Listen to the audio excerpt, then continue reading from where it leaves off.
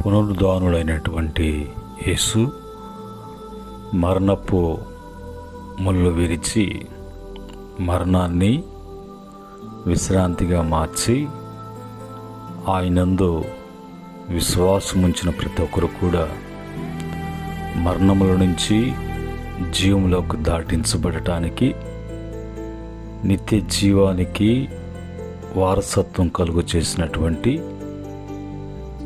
యేసయ్య నామములో తిరిగి మరొక పునరుద్ధానపు దినాన్ని జ్ఞాపకం చేసుకోవటానికి, ఆయన యొక్క పునరుద్ధానములో పాలుపంపులు కలిగి మనము కూడా ఈ దేహము పునరుద్ధానం చెంది క్రీస్తు మహిమను స్వరూపం ధరించుకొని నిత్యములోకి ప్రవేశించటానికి దేవాతి దేవుడైనటువంటి తండ్రి ఇచ్చినటువంటి భాగ్యాన్ని బట్టి తండ్రికి స్తుతులు స్తోత్రములు చెల్లిస్తూ ఉన్నాను. అలాగనే మరొక దినములో కృపావాక్యాన్ని ధ్యానం చేస్తుండగా కృపావాక్య ధ్యానములో పాలుపంపులు కలిగి దేవుని బిడ్డలుగా పాలుపంపులు కలిగి బలపడుతున్న ప్రతి బిడ్డ కూడా ప్రభు పేరిట వందనములు, ప్రభు పేరిట శుభములు తెలియచేస్తున్నాను. మీకందరూ కూడా ఈస్టర్ పండుగ యొక్క శుభములు తెలియచేస్తూ ఉన్నాను. ప్రియమైన దేవుని బిడ్డలారా, ఈ దినముకై దేవుని వాక్యాన్ని మనం చదువుకొని ప్రార్థనాపూర్వకంగా మనం ధ్యానం చేద్దాం. మత్తయి సువార్త 28వ అధ్యాయము 6, 7 వచనములను మనం చదువుకుందాం. మొదటి నుంచి చివరి వరకు మరి ఉన్నటువంటి వచనాలలో యేసు ప్రభు యొక్క ఆయన యొక్క పునరుద్ధానం గురించి తెలియచేస్తున్నటువంటి మాటలు రాయబడి ఉన్నాయి. ఈ సమయంలో మనము 6, 7 వచనాలు చదువుకొని ప్రార్థనాపూర్వకంగా మనం ధ్యానం చేద్దాం. మత్తయి సువార్త 28వ అధ్యాయము 6, 7 వచనాలని మనము చదువుకుందాం. ఇక్కడ ఈ విధంగా రాయబడ్డాయి. ఆయన ఇక్కడ లేడు, తాను చెప్పినట్లే ఆయన లేచి ఉన్నాడు. రండి, ప్రభు పడుకున్న స్థలము చూచి త్వరగా వెళ్ళి ఆయన మృతులలో నుండి లేచి ఉన్నాడని ఆయన శిష్యులకు తెలియచేయడి. ఇదిగో ఆయన గలిలయలోనికి మీకు ముందుగా వెళ్ళుచున్నారు, అక్కడ మీరు ఆయన చూతురు. ఇదిగో మీతో చెప్పితి నేను. పరిశుద్ధుడైనటువంటి తండ్రి, కృపగలిగినటువంటి మా దేవ, మీ యొక్క పునరుద్ధానపు దినాన్ని మేము జ్ఞాపకం చేసుకోవటానికి, మా జీవితంలో మరొక పునరుద్ధానపు దినాన్ని మాకు కలుగు చేసినందుకై మీ అనుగ్రహముకై స్తుతిస్తున్నాం. ఈ సమయంలో ఈ మాటలు మేము ధ్యానం చేస్తుండగా అందులో ఉన్నటువంటి సత్యములను మాకు బయలుపరచమని యేసుక్రీస్తు నామములో అడిగి వేడుకుంటున్నాము తండ్రి, ఆమేన్. ప్రియమైన దేవుని బిడ్డలారా, ఈ సమయంలో మనము చదువుకున్న మాటల ప్రకారంగా యేసు ప్రభు వారు ఈ లోకానికి ఆయన నరుని యొక్క అవతారములో ఈ లోకానికి వచ్చి సర్వ మానవాళి కొరకు ఆయన ప్రాణం పెట్టి తిరిగి నేను 3వ దినాన లేస్తాను, పునరుద్ధానము అనేది జరుగుతుంది అనేటువంటి మాటలు చెప్పిన ప్రకారంగా ఆయన సర్వమానవాళి కొరకు ప్రాణం పెట్టారు. తిరిగి ఆయన 3వ దినాన లేచారు అనటానికి లేఖనములో ఉన్నటువంటి ఆధార ప్రకారంగా మనం చదువుకున్నాం. ఆ దినాల్లో మగ్దలేని మరియా, మరొక మరియా మరి యేసు ప్రభు వారికి ఆయన యొక్క దేహానికి అత్తరును పూయటానికి ఆయన జ్ఞాపకం చేసుకొని సమాధి వద్దకు వెళ్ళి మరి చూచుటకు వెళ్ళినప్పుడు వెంటనే అక్కడ ఆ సమాధి యొక్క రాయి తొలగించబడటం, వాళ్లకు భయ ఆందోళన కలగటం, వారు మరి కన్నీళ్లు వెడవటం, యేసు ప్రభు యొక్క దేహాన్ని ఎవరు తీసుకువెళ్ళారు అని ఎంతో వాళ్ళు కుమిలిపోతూ ఉన్నప్పుడు వారికి తెల్లటి వస్త్రాలు వేసుకొని ప్రకాశిస్తున్నటువంటి మెరుపు వలె ఉన్నటువంటి 2 దేవదూతలు కనిపించటం, ఆయన మీతో చెప్పినట్లుగా లేచి ఉన్నాడు, 3వ దినాన ఆయన తిరిగి లేస్తాడని, పునరుద్ధానం చెందుతాడని మీకు చెప్పినట్లుగా లేచి ఉన్నాడు, మీకు ముందుగా గలిలయలో మీకు ముందుగా వెళ్తూ గలిలయలో మీరు ఆయన చూతురు అనేటువంటి మాట చెప్తూ వారిని లోపలికి తీసుకువెళ్ళి అది ఖాళీ సమాధి, యేసు లేచెను అని పునరుద్ధానం చెందెను, మరణమునకు మరి ఆయనకి విజయం ఉంది, కానీ మరణము ఆయన మీద విజయం లేదు కనుక ఏ పాపము మనిషిని భయపెడుతూ ధర్మశాస్త్రాన్ని ఆధారంగా చేసుకొని మరణ భయముతో ఉన్నటువంటి మానవునికి తిరిగి ఆ మరణాన్ని ముళ్ళు విరిచి ఆ మరణాన్ని విశ్రాంతిగా, ఆ మరణం ద్వారా జీవ ప్రవేశము యేసుక్రీస్తు ద్వారా కలగటానికి మరి తండ్రి ఆ విధముగా ఆయన సిద్ధపరిచినటువంటి పునరుద్ధానం. ఈ యొక్క మరి ఆయన లేచి ఉన్నాడు, తిరిగి ఆయన మృతుల్లో ఉన్నాడు అని కాకుండా లేఖనాలలో ఆయన ఇంచుమించుగా అనేక ప్రత్యక్షతలు ఇచ్చారు.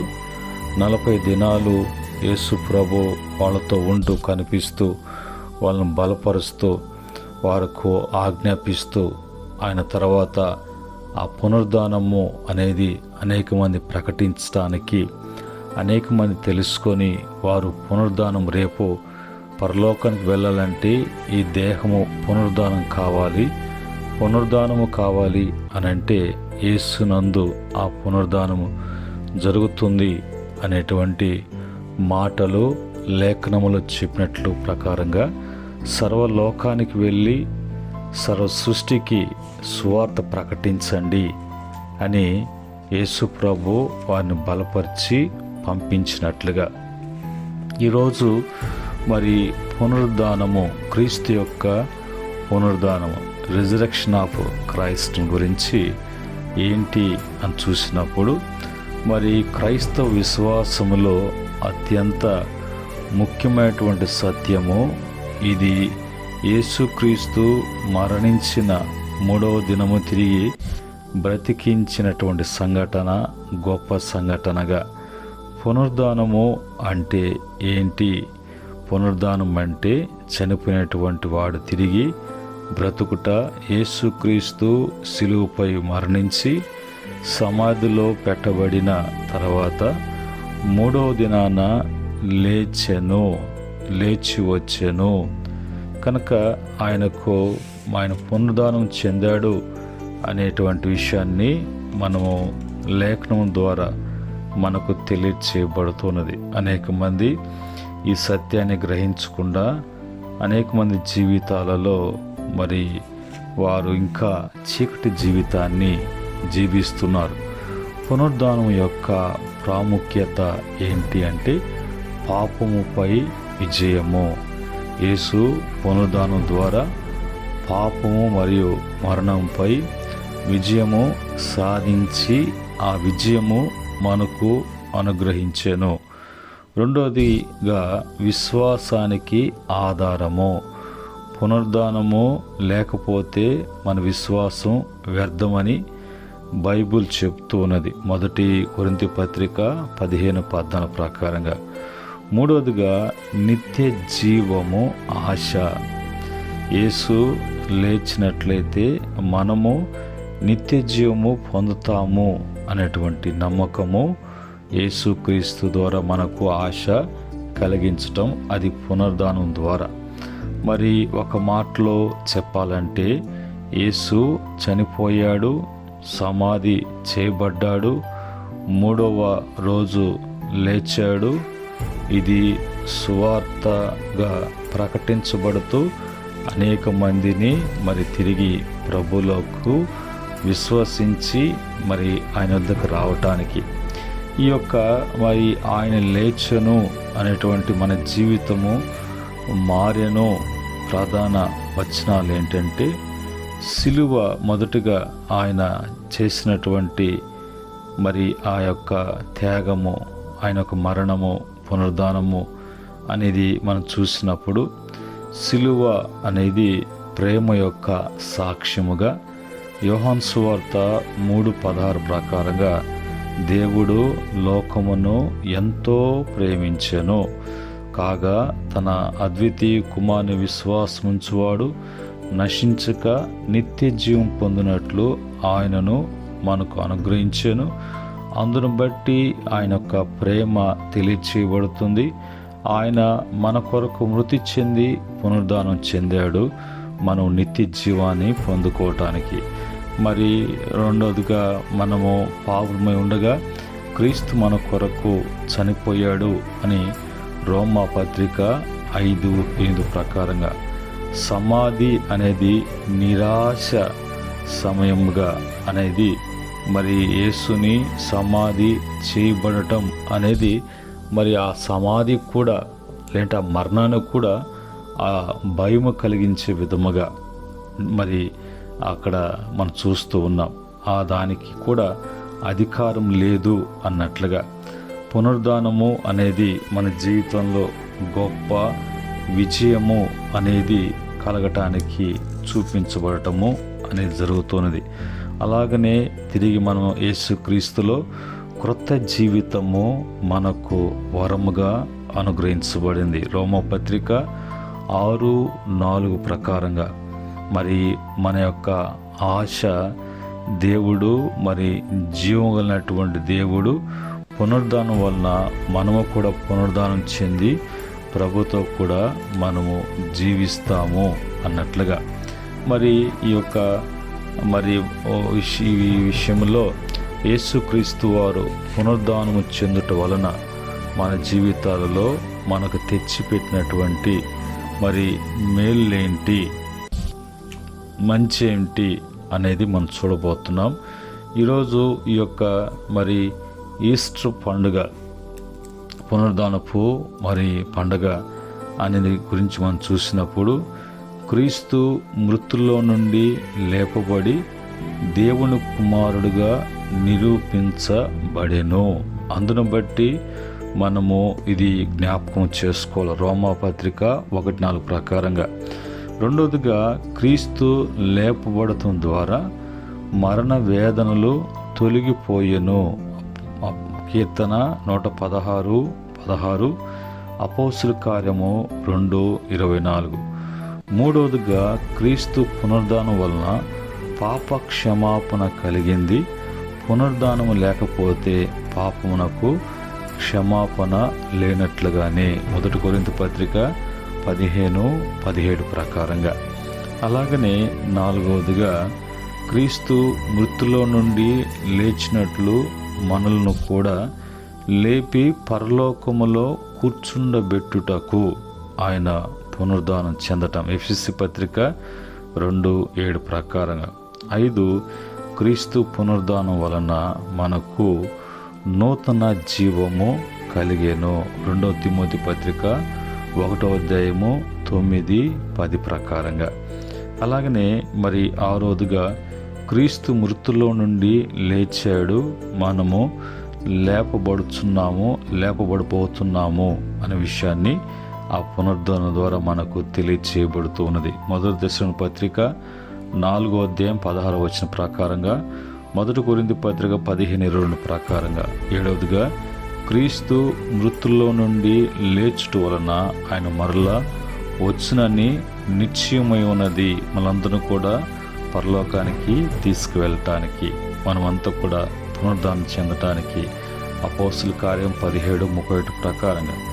8 క్రీస్తు పునరుద్ధానం ఒకటి ద్వారా సమస్త సాతాను శక్తుల మీద అధికారము పొందేను కనుక సాతానికి వాడికి ఎలాంటి అధికారము పవరు అనేది లేకుండా చేయబడినది. 1 పేతురు పత్రిక 3:22 ప్రకారంగా, ఎఫెసీ 1:21 ప్రకారంగా. ఈ విధంగా ఆయన పునరుద్ధానం మనకు తెచ్చిపెట్టినటువంటి, ఆయన పునరుద్ధానం వలన మనకు కలిగినటువంటి గొప్ప మేలు. ఆ క్రమంలో క్రీస్తు లేచినట్లు మరి మన జీవితం కూడా నూతనముగా లేచే శక్తి కలిగి ఉన్నది. సమాధి మరి చివరి కాదు, దేవుని దగ్గర క్రొత్త ప్రారంభము ఉన్నది మనకు అనేది తెలియపరుస్తున్నది. మరి చీకటి శుక్రవారం తర్వాత విజయ ఆదివారము తప్పకుండా మనకు వస్తుందని, మరి వచ్చిందని, మనకు వచ్చి ఉన్నదని అనేది మనకు తెలియపరుస్తుంది. మరణము కూడా యేసును ఆపలేకపోయినది. నీ సమస్యలు కూడా నిన్ను మరి ఆపలేవు. పునరుద్ధానము మనకు ఓటమి తర్వాత విజయం ఉన్నది అని నేర్పుతున్నటువంటి అనుభవం యొక్క పునరుద్ధానపు అనుభవం. ఇవన్నీ కూడా మన జీవితాన్ని బలపరచడానికి, మనమంతా కూడా ప్రభులో మరి స్థిరులుగా ఉండటానికి, మరి ప్రభు ఆయన యొక్క పునరుద్ధానము మన జ్ఞాపకం చేసుకోవటానికి, క్రీస్తు యొక్క పునరుద్ధానం గురించి మనము ఆనందించటానికి. బైబిల్లో ఇంచుమించుగా మరి పునరుద్ధానం గురించి 50 పైనుంచి ఇంచుమించుగా 100 వరకు, 100 పైన కూడా మరి రెఫరెన్స్లు మరి ఆ యొక్క పత్రికల్లో కానీ, అలాగనే సువార్తల్లో కానీ, అలాగనే చరిత్రలో కానీ మరి యేసుక్రీస్తుని గూర్చినటువంటి మరి ఆయన యొక్క పునరుద్ధానం గురించి చరిత్రలో మరి ప్రకటనగా, మా చరిత్రగా మరి సువార్తల్లో, ప్రకటనగా అపోస్తలుల కార్యములో, సిద్ధాంతంగా బోధలో, మరి ప్రవచనాలుగా ఓల్డ్ టెస్టిమెంట్లో ఇవన్నీ ఈ విధంగా జరుగుతాయి అని ముందుగానే తెలియచేయబడి అవి నెరవేర్పులు మన యొక్క జీవితాలలో జరగటానికి. ఈరోజు మరి విశ్వాసికి యేసు పునరుద్ధానం వలన దొరికినటువంటి ఫలాలు, ప్రయోజనాలు ఏంటి అని చూసినప్పుడు, రోమపత్రిక 4వ అధ్యాయము 25వ వచనములో విశ్వాసి నీతిమంతుడుగా తీర్చబడినాడు, దేవుడు యేసుక్రీస్తును లేపుట ద్వారా ప్రభు మన కోసము చేసినటువంటి ప్రాయశ్చిత్తార్థాన్ని అంగీకరించడాన్ని రుజువుగా ఉన్నది. ఆదాము పాపం వల్ల మన మీద వచ్చినటువంటి పాపాన్ని యేసు మీదకు దేవుడు మరి మోపాడు. యేసు దానికి ప్రాయశ్చిత్తం చేశాడు. యేసు నీతిని దేవుడు మనపై మరి మోపాడు. మన నీతిమంతులంగా తీర్చబడి ఉన్నాం. ఇదే మరి సువార్త, ఇదే పునరుద్ధానపు ఆశీర్వాదము మనకు కలుగు చేయబడి ఉన్నది. రెండవదిగా రోమపత్రిక 5వ అధ్యాయము 9-10 వచన ప్రకారంగా విశ్వాసులు రక్షించబడినారు. యేసులోనికి జీవము మనల్ని మరి జీవించినది. ఆయన పునరుద్ధానము ఆయన జీవాన్ని రుజువు చేస్తూ ఉన్నటువంటి మరి అనుభవాన్ని మనకు చూపిస్తుంది. మూడవదిగా 1 పేతురు పత్రిక 1వ అధ్యాయం 1వ వచనం ప్రకారంగా విశ్వాసుల విశ్వాసము నిరీక్షణలకు ఆధారము లభించింది. దేవునిలో నిలిపినటువంటి విశ్వాస నిరీక్షణలకు దేవుడు ప్రభువును లేపడం ద్వారా మరి ఆధారాన్ని మరి కలిగించటము అనేది మనం చూస్తూ ఉన్నాం. ఆ విధంగా మనకు ఒక ధైర్యాన్ని, ఒక నిరీక్షణను, విశ్వాసంలో స్థిరులుగా ఉండటానికి. 4వదిగా 1 పేతురు పత్రిక 1వ మరి అధ్యాయము 3-4 వచనం ప్రకారంగా విశ్వాసులు మరి జీవముతో తిరిగి జన్మించడానికి ఆధారము కలిగింది పునరుద్ధానం వలన. అలాగనే 5వదిగా 1 పేతురు పత్రిక 1:3 ప్రకారంగా విశ్వాసులు జీవముతో కూడినటువంటి నిరీక్షణ లభించింది పునరుద్ధానం వలన. అది మనకు ప్రయోజనముగా. 6 మరి 1 పేతురు పత్రిక 1:3 ప్రకారంగా విశ్వాసులకు నిర్మలమైన వాడబారని స్వాస్యము యేసుక్రీస్తు ద్వారా మరి మనకు లభించింది. విశ్వాసులు 7వదిగా విశ్వాసులు దేవునికి ఇష్టమైన ఫలాన్ని ఫలించగలరు. రోమపత్రిక 7:4 ప్రకారంగా. 8 విశ్వాసులు నూతన జీవం పొందించుట, కొనసాగించుట అనేది మరి జరిగింది. రోమపత్రిక 6:4 ప్రకారంగా. 9 ఎఫెసీ పత్రిక 1:17-20 వచ్చిన ప్రకారంగా దేవుని బలాతిశయం మన జీవితానికి అనుగ్రహించబడి ఉన్నది. 10గా 2 కొరింథీ పత్రిక 4:14 ప్రకారంగా దేవుడు మనల్ని తిరిగి మరి లేపుతాడనే నిరీక్షణ మనకు లభించింది. ఇవన్నీ కూడా పునరుద్ధానం వలన మనకు లభించినటువంటివి, మనకు అనుగ్రహించబడినటువంటివి అనేది మనము తెలుసుకోవాలి. మరి దీన్ని బట్టి మనము మరి ఈస్టర్ పండుగ, పునరుద్ధాన పండుగ అనేదిగా మన జ్ఞాపకం చేసుకుంటూ మనం బలపడుతూ ప్రభులో మనము నిలిచినటువంటి వారముగా, ప్రభు బిడ్డలుగా మనకు కలిగినటువంటి యోగ్యతలు, అర్హతలు ఏది కూడా కోల్పోకుండా మన యొక్క నిరీక్షణ అనేది నీరు కాకుండా అంతకంతకి బలపడుతూ ఎదగటానికి ప్రభు యొక్క సహాయము మనందరూ కూడా అనుగ్రహించబడునుగాక. అట్టి జీవముతో మనమంతా కూడా ఒక దినాన ప్రభుతో కూడా కలిసి నిత్యములో మనము ఉండటానికి దేవుని యొక్క సహాయము ప్రతి బిడ్డ కూడా అందించబడునుగాక. దేవుని కృప ప్రతి బిడ్డ మీద ఉండునుగాక. ప్రార్థన. పరిశుద్ధుడైనటువంటి తండ్రి, పునరుద్ధానుడా, నీ పునరుద్ధానపు యొక్క శక్తి నాయన మమ్మలను రేపు రాకడలో మేము పునరుద్ధానం చెందకపోతే నాయన ఆ పునరుద్ధాన బలము మా మీద మరి ప్రభావం చూపించకపోతే మాకు జీవము లేదు, నిత్య జీవము లేదు. అయితే మాకు ఒక నిరీక్షణ, మాలో ఒక విశ్వాసము, మాలో ఒక ఆశ, మాకొక ఆదరణ నీ పునరుద్ధానం మమ్మల్ని నిత్యము తీసుకువెళ్తుందని.